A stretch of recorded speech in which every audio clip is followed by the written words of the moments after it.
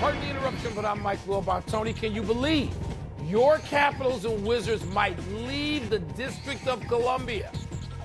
I'm Tony Kornheiser. If that happens, I'm going to stop going to games. I'm going to stop. Did they move like 15 years ago? Because that seems to be about when you stopped. I don't know if it's 15, but it's more than I can count on one hand. I guarantee you that. It's been a while, though. I do like the building. You used to sit in the box. I've always liked the building. You used to sit in the owner's box. I remember those days. I did. I've done that. Yeah, that was fun to do. Welcome to PTI, boys and girls. In today's episode, Bill Belichick's future, Nikola Jokic's ejection, and Ted Leonsis' plan to move the Capitals and Wizards out of D.C. But we begin today with Draymond Green being ejected from last night's game against Phoenix for hitting Jusuf Nurkic in the face in the third quarter. Golden State went on to lose the game. Green said he was trying to sell a foul call, not intentionally hurt Nurkic. But he knocked him down, Mike. So given Green's history, what should the league do about this? Hit him. Hit Draymond Green hard. And they can say, oh, well, we didn't do it intentionally. We were just reckless. Because I didn't do it intentionally. It doesn't cut it.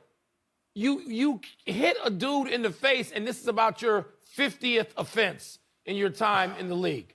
So no, it was still reckless and dangerous, and the league needs to be more concerned about protecting all the other players than offending Draymond's sensibilities about what is intentional or not.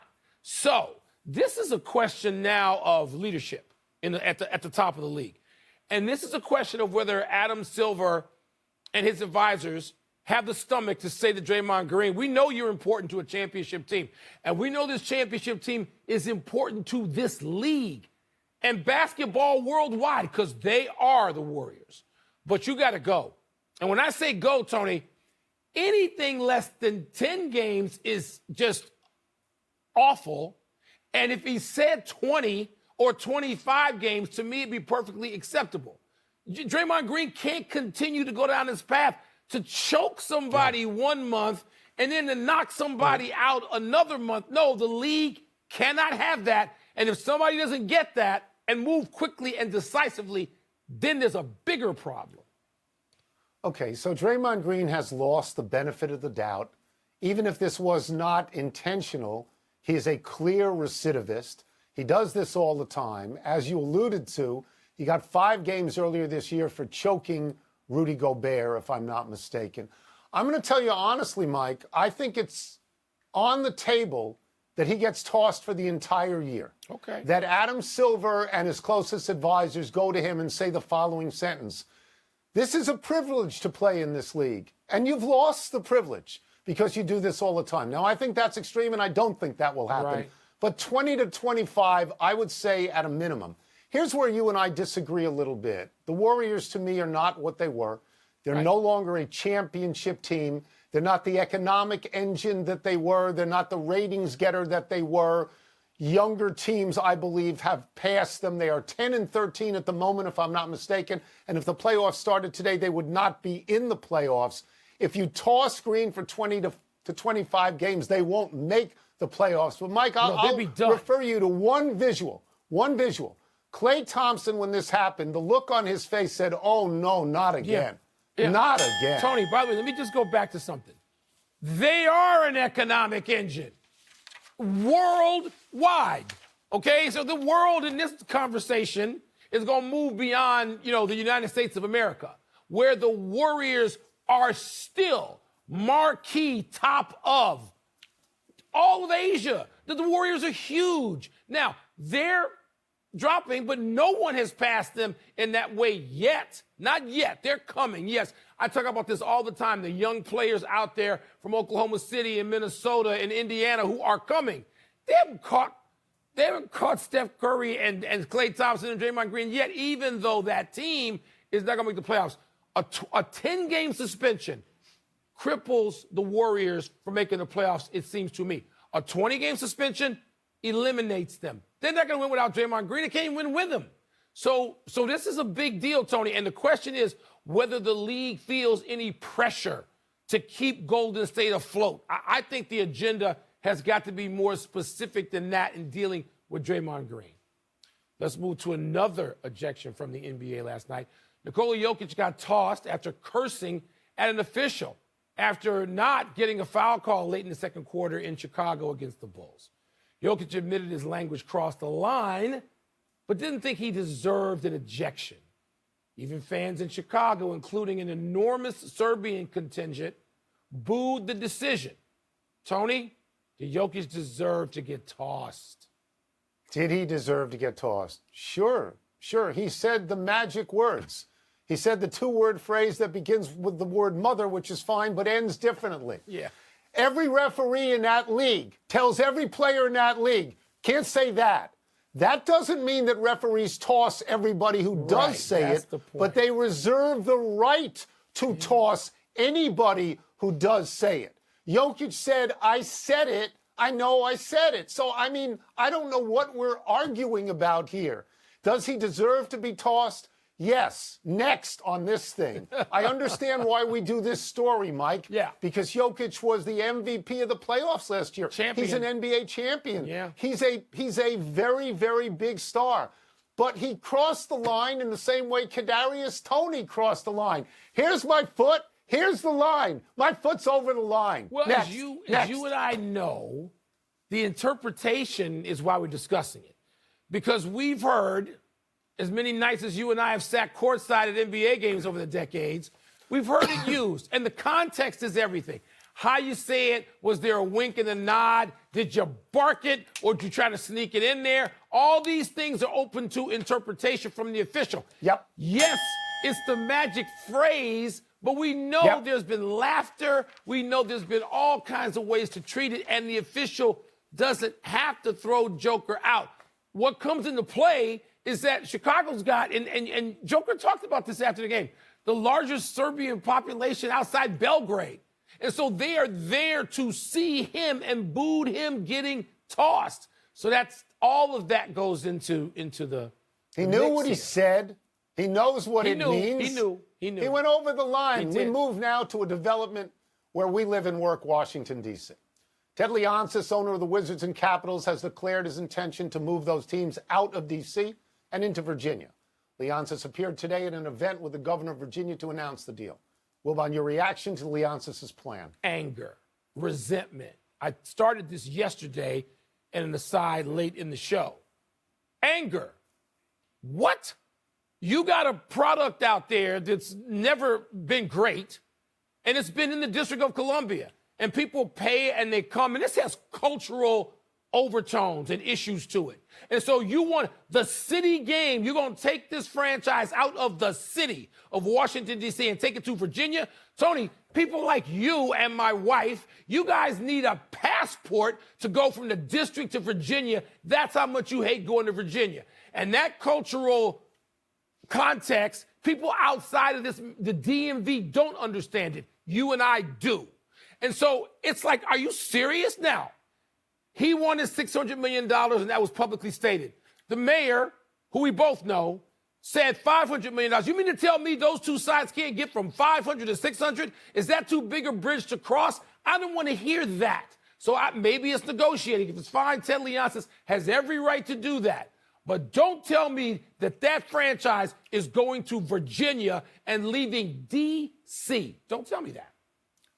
Okay, so I have thought a lot about this in the last couple of days since I learned about the possibility of this deal going forward. And I have tried hard to come up with the exact right word to express what I think about Ted Leonsis driving a stake through the middle of downtown D.C., the capital of the United States of America.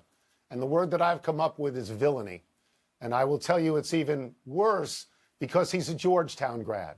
And the last time I looked, Georgetown was still in the District of Columbia. Yes. They had not yet moved to Virginia.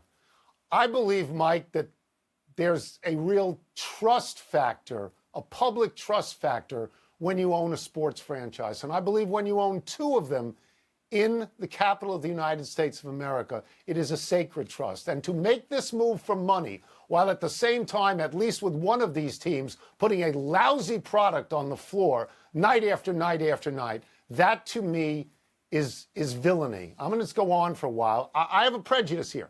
I've lived here for 44 years, and you can tell me, oh, the football teams that you grew up with in New York, they're in New Jersey and nobody cares. And I will concede that. And I will concede that the football team here is in Maryland, though the next stadium is going to be back in D.C. because of this. And I will say this to you, Mike, that if I had the power to do this, that this evening I would put padlocks on every single door at the Capital One Arena. And I would say, you want to go to Virginia? Go to Virginia now.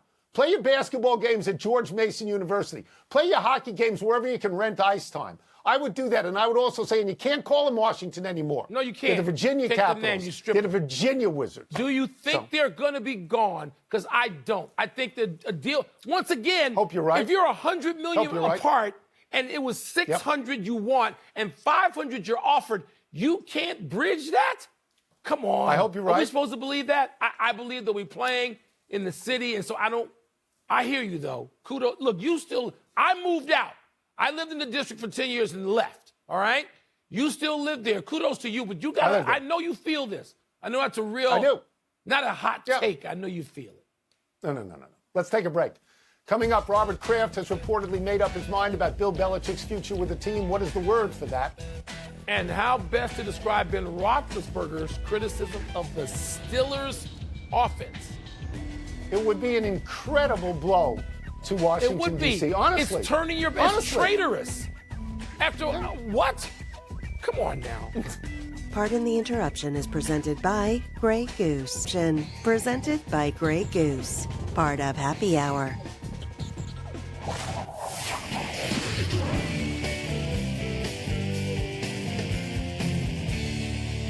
It's time to trade words with Wilbon. What's first? The report that Bob Kraft has already made the decision about Bill Belichick's future is blank. It's reasonable. It comes from Tom Curran, who works for a television station in Boston covering the Patriots. He's covered the Patriots for something like 25 years. He said that Kraft came to this conclusion in November. Again, that's reasonable to me. They've gone steadily downhill, Mike, without Tom Brady. They're 28 and 35 without Tom Brady. They have no offense without Tom Brady. Bill Belichick cannot fix the offense.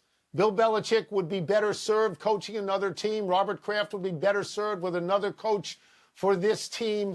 There's nothing about this that seems off to me. And, Mike, I don't think anybody will be surprised if this happens. Tony, wouldn't be surprised. It seems reasonable. I hear you.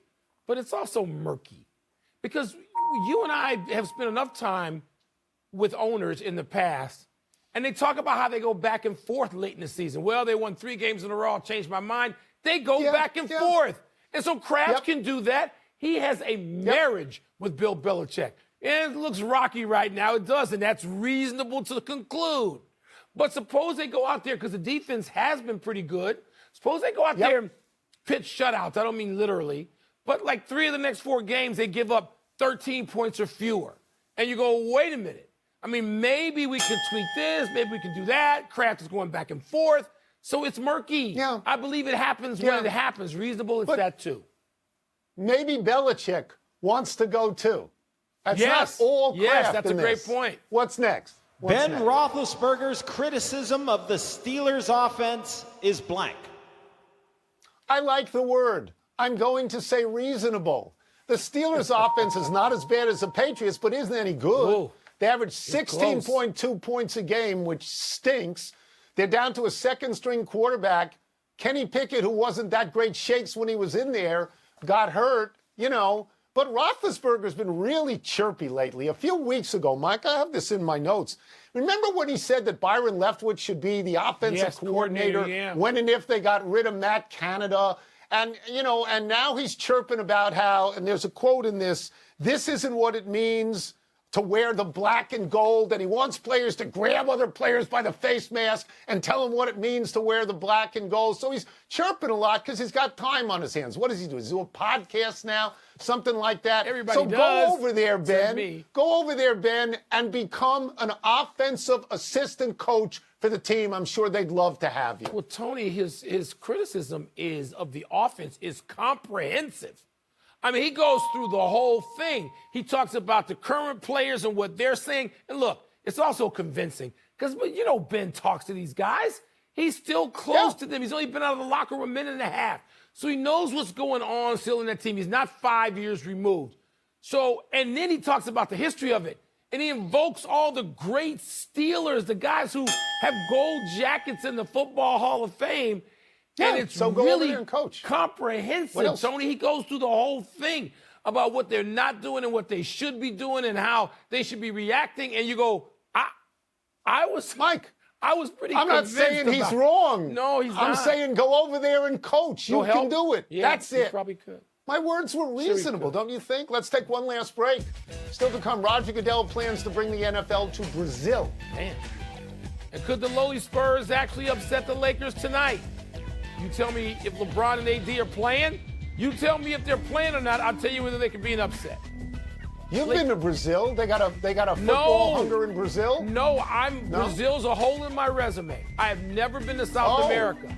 Not been to South America. Pardon the Interruption is presented by Grey Goose. Vive vodka. Please sip responsibly. Part of Happy Hour. Happy time, people. Happy 81st birthday, Ferguson Jenkins. My man. Another of your many Chicago heroes. My man. Jenkins is a Hall of Famer. He pitched 4,500 innings, had 3,192 strikeouts, 267 complete games, 284 wins, and a 3.34 ERA.